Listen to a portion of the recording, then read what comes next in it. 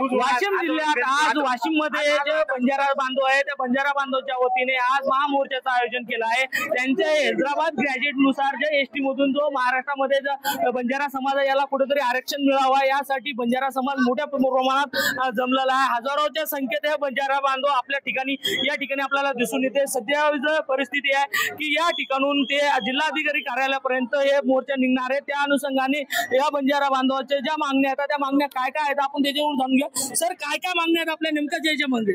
मुळामध्ये विषय असा आहे की गोर बंजारा बांधव मुळात अब ओरिजिनल कास्ट मध्ये येतो, ज्याला आपण मूळ निवासी म्हणतो किंवा या देशाचा मूळ मालक म्हणतो। आणि म्हणून हैदराबाद गॅजेट मध्ये जो काही उल्लेख करण्यात आलेला आहे त्या उल्लेखाच्या अनुषंगाने संपूर्ण महाराष्ट्रभर एसटी आरक्षणाची मागणी होत आहे। ही मुख्य मागणी आहे। आणि शेड्यूल ट्राईब मध्ये असणाऱ्या ज्या काही 507 जाती आहेत त्या 507 जातीपैकी काही जातींचा जरी विरोध असला तरी त्या बांधवांना मी नम्रपणे या ठिकाणी निवेदन असं करतो की तुमचा कुठल्याही प्रकारचा वाटा आम्ही घेत नाही आहोत। ऑलरेडी लोकूर समिती 1965च्या अनुषंगाने सेंट्रल गव्हर्नमेंटने जी स्थापन केली होती त्या अनुषंगाने जे काही 5 लक्षणे सांगितलेली आहेत त्या 5ही लक्षणांची पूर्तता हा भारतातील गोरबंजारा बांधव आणि महाराष्ट्रातील गोरबंजारा बांधव पूर्ण करत असल्याच्या कारणामुळे एसटीचं आरक्षण देण्यात यावं अशा पद्धतीची मागणी संपूर्ण महाराष्ट्रावर होताना दिसत आहे। नक्कीच मला हे सांगा, एकीकडे आदिवासी समाज बिन मोर्चे काढते त्या अनुषंगाने ते आपला एक याच्यातून एसटीतून तुम्हाला आरक्षण मिळावं नाही म्हणून नेमकंच तुमचं आणि त्यांच्यामध्ये जे समन्वय ते कमी पडत असते कुठे दिसते? नाही, समन्वय पूर्णपणे ताकदीने निर्माण करण्याचं काम आम्ही करतो आहे।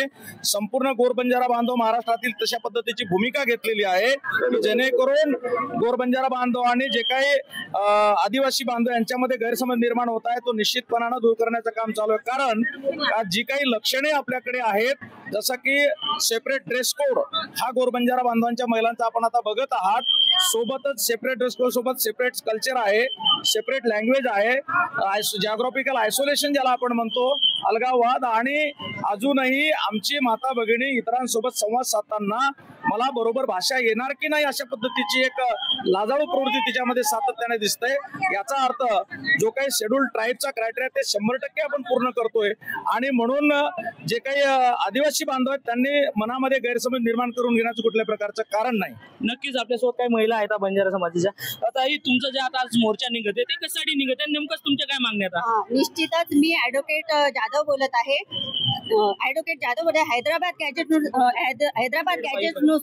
हैदराबाद गॅजेट नुसार आमच्या गोर बंजारा समाजाला एसटी प्रवर्गात समाविष्ट करण्यात यावा।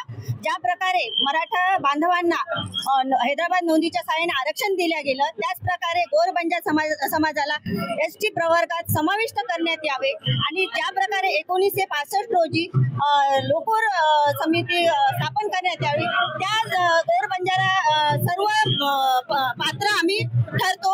जसं सेपरेट वस्ती, सेपरेट पेहराव, सेपरेट बोली भाषा या सर्व आम्ही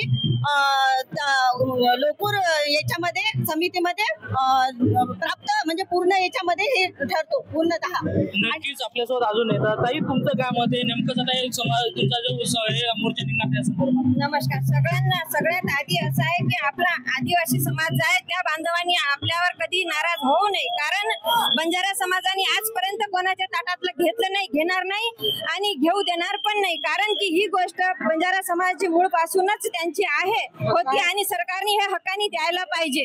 कारण की बंजारा समाजाची बोली भाषा, बाणो आणि पहिरावा, खानपान, रहनसहन सगळं आजही सगळं काही जिवंत आहे। म्हणून ह्या एसटी आरक्षण मध्ये समावेश करायलाच पाहिजे सरकारने। नक्कीच हे होते बंजारा समाज बांधव। आज त्यांचा जे महामोर्चा निघणार आहे त्या मोर्चानुसार त्यांच्या ज्या मागण्या आहेत त्या कुठेतरी पूर्ण व्हायला पाहिजे। त्यांना एसटी मधून आरक्षण पाहिजे। तर हैदराबाद ग्रॅज्युएट नुसार कॅमेरामन सचिन राणेसह विठ्ठल देशमुख, टीव्ही 9 मराठी, वाशिम।